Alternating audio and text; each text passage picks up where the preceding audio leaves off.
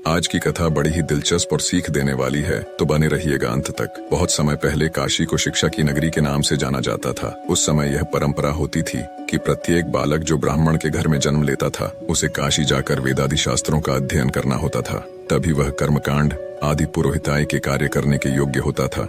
एक बार की बात है, एक पंडित जी ने अपने बेटे को भी शास्त्रों के अध्ययन के लिए काशी भेजा। सभी शास्त्रों का अध्ययन करने के बाद पूरी तरह सब कुछ कर निपुण होकर बालक अपने गांव लौटा।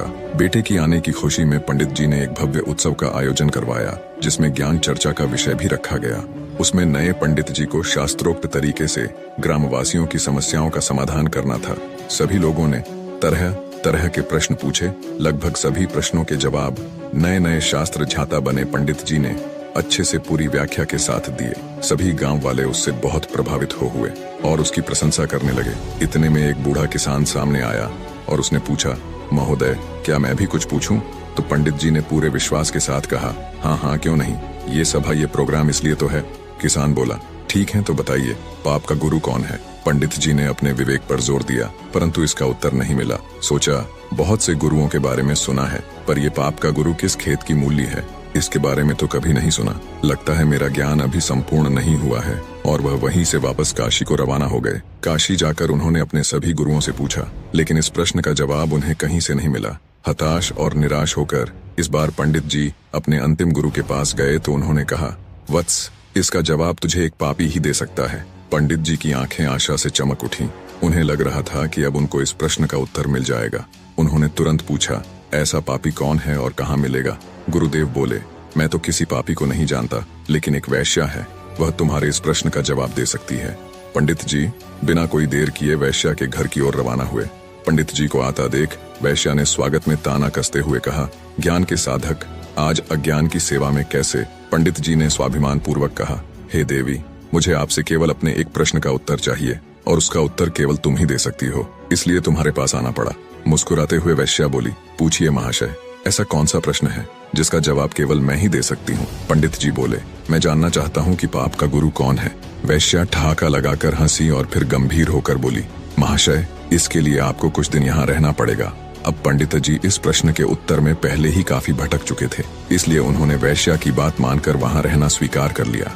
लेकिन पंडित जी बोले, हे देवी, मैं यहाँ रह तो लूंगा, लेकिन खाना पानी अपने खुद के हाथ का बनाया हुआ ही लूंगा। वैश्या बोली, जी अवश्य। इस तरह 4 दिन बीत गए। प्रतिदिन पंडित जी खाना बनाते और अपनी पेट पूजा करते थे।